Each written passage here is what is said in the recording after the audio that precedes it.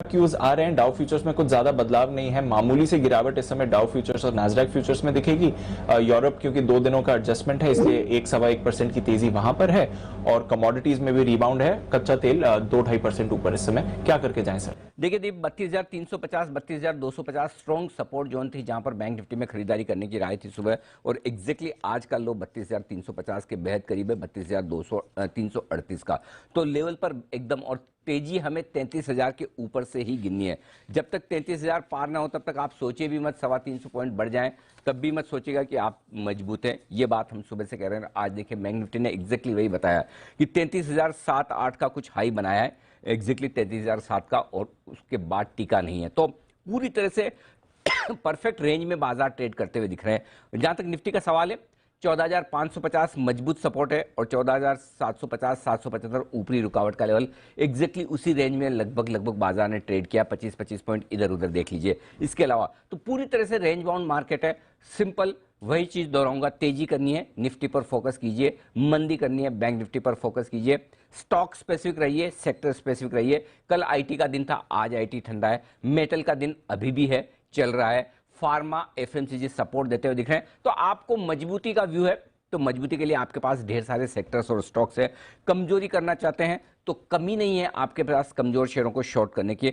बिल्कुल perfect market है traders के लिए। इससे बढ़िया बाजार हो नहीं सकता जो कि वोलेटाइल हो, जो कि दोनों तरफ के ट्रेड दे, जहां पर स्टॉक्स में आपको अगर व्यू मजबूती का है तो मजबूत शेयर मिल रहे हैं और बढ़ भी रहे हैं कमजोर बाजार में। व्यू कमजोरी का है तो इस बाजार की रिकवरी में आपको शॉर्ट करने के भी पूरे मौके मिल रहे हैं और स्टॉक्स गिर भी रहे हैं। तो ये ड्रीम सिचुएशन है। अब इस ड्रीम सिचुएशन में, इस ड्रीम मार्केट में आपको सही तरफ के ट्रेड में होना जरूरी है। पता चला आप खरीदारी बैंक्स या फिर आईटी में कर रहे हैं जहां पर कमजोरी है, और पता चला मंदी आप वहां कर रहे हैं जो मेटल्स या फार्मा एफएमसीजी है। बस ये काम ना करें, उल्टा ना करें।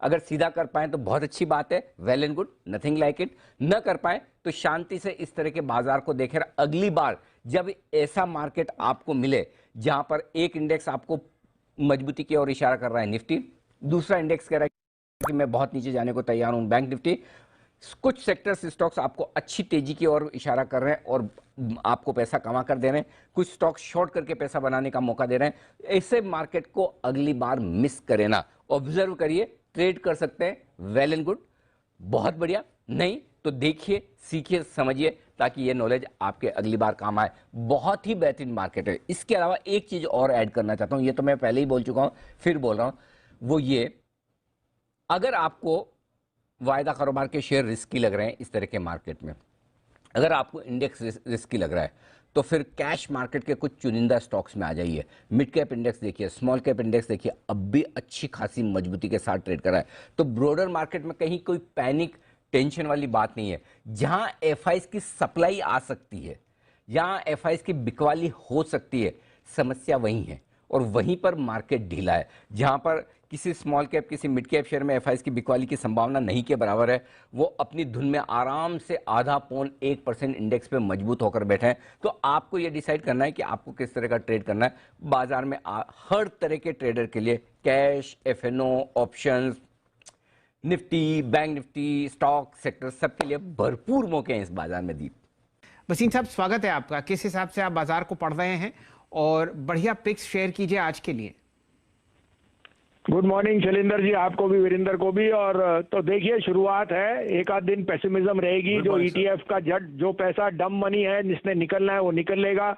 कोविड के केसेस मेरे हिसाब से इस हफ्ते पीक कर जाएंगे। So you have to keep your ear on the ground level पे। देखिए एसेट अंडर मैनेजमेंट क्या ग्रोथ दिखाई है बजाज फाइनेंस ने, और आरबीएल बैंक ने रिकॉर्ड कासा ग्रोथ दिखाई है। These deposits are not, they are very very meaningful, और मुझे लगता है credit is going to expand at the fastest. Eicher motor कह रहा है 2000 FY22 will be a best year ever. तो मैं उसको ज्यादा मानूं या ये जो केसेस हैं वो एक मौका है? तो अपना एहतियात बढ़िए। मैंने आपको बताया, हमने तो कोविड इंजेक्शन भी लगवा लिया, वैक्सीन भी, और वापस लाइफ इज नॉर्मल। कल की आपको 2 पिक्स मैंने दी थी, सन फार्मा और ऑरोबिंदो। देखो आज न्यू हाइस पे है। ऑरोबिंदो 900 बिक चुका है, सन फार्मा 622। शैलेंद्र जी, आपको 607-8 में कहा था 645 का टारगेट। अब मैं रीइटरेट करता हूं, 618 का प्रॉफिट रखिए, स्टॉप प्रॉफिट, और राइड करिए 645। आज की 2 पिक्स हैं, आप कहें तो मैं शुरू करूं? जी जी, भसीन साहब जरा स्टॉक्स को पहले स्क्रीन पर ले आते हैं। सन फार्मा पर अब आप एक नया लक्ष्य साध रहे हैं 645 रुपए का, और फिलहाल आपके सामने स्क्रीन पर यह ट्रेड करता हुआ दिख रहा है 618 रुपए 75 पैसे। चलिए, ये तो बात हुई सन फार्मा और औरोबिंदो फार्मा की। अब आज की रणनीति में आप कौन से स्टॉक्स जोड़ रहे हैं भसीन साहब? तो देखिए, लॉकडाउन का मतलब मोर डेटा, मोर एप्रीहेंशन, तो अनक्वेश्चनेबली इस भाव पे Idea would be a biggest beneficiary. ARPUs are rising, और अब आपको प्राइस भी आपके साथ है। 9.60 से 70 में लीजिए, 9 रुपए 20 पैसे का stop loss. This is headed to 11.5। This is the time to buy idea.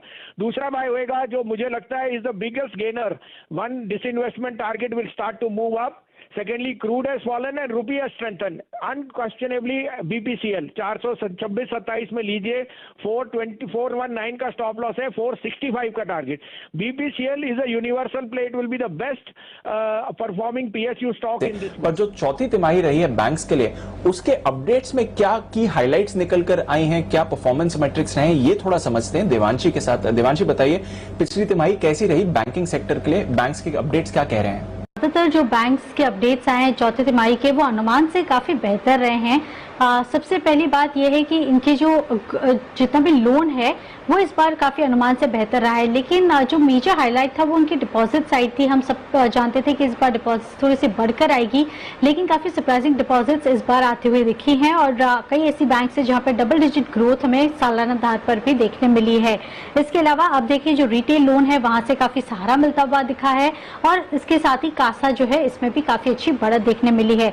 सबसे पहले सीएसबी बैंक की बात करते हैं, क्योंकि अब तक अगर आप देखें तो जो गोल्ड लोन है उसमें काफी अच्छी बढ़त थी, और इसके चलते लोन ग्रोथ सालाना आधार पर 27% तक बढ़ते हुए दिखे हैं, और क्वार्टरली बेसिस पर हमने देखा है कि 10% तक की बढ़त है। डिपॉजिट ग्रोथ 21% तक बढ़े हैं। येस बैंक में भी हमने देखा है कि जो डिपॉजिट रेट्स हैं वो काफी बढ़े हैं, लो बेस था, तो इसके चलते हमने देखा करीब 55% तक की ग्रोथ इसके डिपॉजिट रेट्स में आई है। लेकिन दूसरी तरफ हमने देखा है कि तिमाही आधार पर थोड़ा सा सुधार इनके लोन ग्रोथ में आती हुई दिखी है।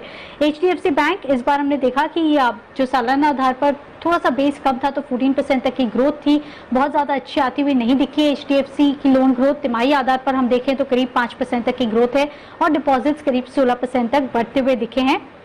और जो अच्छी एक बैंक थी वो फेडरल बैंक थी, क्योंकि आपने देखा कि 9% तक की सालाना आधार पर लोन ग्रोथ आती हुई दिखी, और दूसरी तरफ आपने देखा कि जो डिपॉजिट्स हैं उसमें भी करीब 13.5% तक की ग्रोथ देखने मिली है। तो ये कुछ चुनिंदा बैंक्स हैं जहां पे बिजनेस अपडेट्स काफी बेहतर आते हुए दिखे, और अनुमान यही है कि इसके चलते इसके जो नंबर्स हैं क्वार्टर 4 के वो भी थोड़े से अच्छे रह सकते हैं।